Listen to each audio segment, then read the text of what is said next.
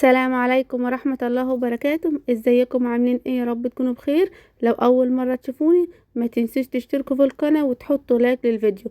فيديو النهاردة ان شاء الله هنعمل فيه الكبدة الاسكندراني بطريقة سهلة جدا وبسيطة، وطعمها وريحتها في حتة تانية خالص، بجد احلى من اللي بنشتريها من بره. زي ما حضراتكم شايفين بجد الكبدة تحفة وطعمها جميل جدا ما شاء الله.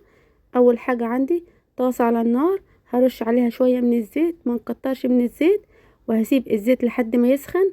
وبعدين هنزل بقطعة من اللية او الدهن حسب الموجود عندكم، هنقطعها حتت صغيرة خالص، وهنقلب الدهن في الزيت كويس جدا. انا مش عايزاها تاخد لون، انا بس عايزاها تنزل المادة الدهنية اللي فيها. عشان كده اول ما بدأت قلت لكم ما نكترش من الزيت، علشان الدهن او اللية اللي بنستخدمها بتنزل كمية دهون حلوة. علشان الكبدة تطلع نفس اللي بنشتريها من بره بالظبط، لازم قطعة الدهن او قطعة اللي بجد بتودي الكبدة في حتة تانية خالص. ده شكل الدهن بعد ما قلبتها، انا مش عايزاها تاخد لون، انا عايزاها بس تنزل الدهون اللي فيها. عندي كيلو من الكبدة متقطعة شرايح رفيع، ممكن تستخدموا نص كيلو، ممكن تستخدموا اكتر من كيلو حسب ما انتوا عايزين. انا مش هقلب الكبدة، انا بس هوزعها في الصينية زي ما انتوا شايفين. انا غسلت الكبده غسله كويسه جدا بميه وخل وليمون علشان ريحه الزفاره تروح منها. انا هسيبها لحد ما تبتدي ان هي تغير اللون من تحت، وبعدين هنبتدي ان احنا نقلبها. اللي بيقول نعلي النار علشان الكبده ما تنزلش الميه ده غلط. اي كبده مهما ضفناها على النار او شوحناها على النار بتنزل الميه. ليه؟ لان الكبده بتستوي من الميه اللي بتنزلها الكبده. تمام. هنقلب الكبدة لحد ما الكبدة تنزل كل كمية المية بتاعتها. المية اللي بتنزلها الكبدة هي اللي بتسويها، فهنفضل نقلب لحد ما الكبدة تغير لون والمية بتاعتها تختفي تماما بالشكل اللي حضراتكم شايفينه ده. ده شكل الكبدة معانا ما شاء الله بعد ما استوت ولون الكبدة اتغير معانا. عندي فلفل رومي متقطع صغير خالص، واتنين فلفل من الاحمر الحراق، ممكن تستغنوا عنه خالص بس بجد بيدي طعم جميل. انا ما قطعتش الفلفل الحراق علشان الكبده ما تبقاش حراقه زياده عن اللزوم، انا فتحتها بس تدي بس حاجه حراقه بسيطه. ممكن تستغنوا عنه خالص وتحطوا شويه من الشطه، او ممكن تستبدلوه بفلفل الاحمر البارد عادي جدا. هنقلب الفلفل مع الكبده كويس جدا لحد ما الفلفل يطلع الريحه بتاعته ويدبل معانا شويه بالشكل اللي حضراتكم شايفينه ده. لو وصلتوا معايا لحد كده ما تنسوش تشتركوا في القناة وتحطوا لايك للفيديو. ما شاء الله الطريقة بتاعتنا سهلة جدا وبسيطة.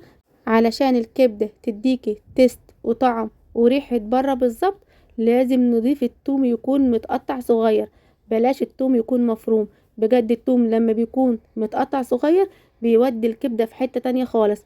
هنقلب التوم في الكبدة لحد ما التوم يطلع الريحة بتاعته. اللهم بارك ما شاء الله جميلة جدا.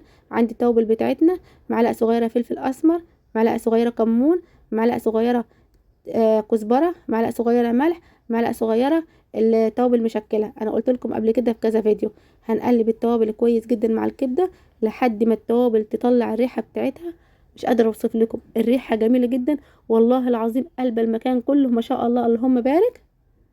انا عامله وصفات كتير على القناه، اتمنى تدخلوا تشوفوها. واي وصفه عجبتكم اكتبوا له في التعليقات، واي وصفه عايزين نعملها لكم اكتبوا له برده في التعليقات. دي شكل الكبده بعد ما جهزت معانا ما شاء الله اللهم بارك. اخر حاجه هضيفها هي شويه من الخل، بجد الخل بيفرق جدا في طعم الكبده ما شاء الله اللهم بارك. هنقلب الخل تقليبتين بسيطه زي ما حضراتكم شايفين لحد برضو ما الخل يطلع الريحه بتاعته. الكبده جهزت معانا، هقرب لكم بس الكاميرا علشان تشوفوا شكل الكبده عامل ازاي. بجد طعمها جميل جدا وريحتها تحفه وريحتها قلبه المكان كله.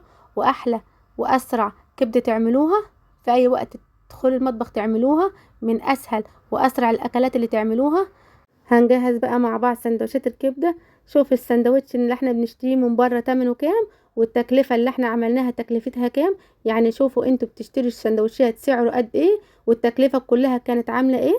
بجد والله من اسهل الوصفات، سهله جدا وبسيطه، تكلفتها بسيطه جدا. سلام عليكم ورحمه الله وبركاته.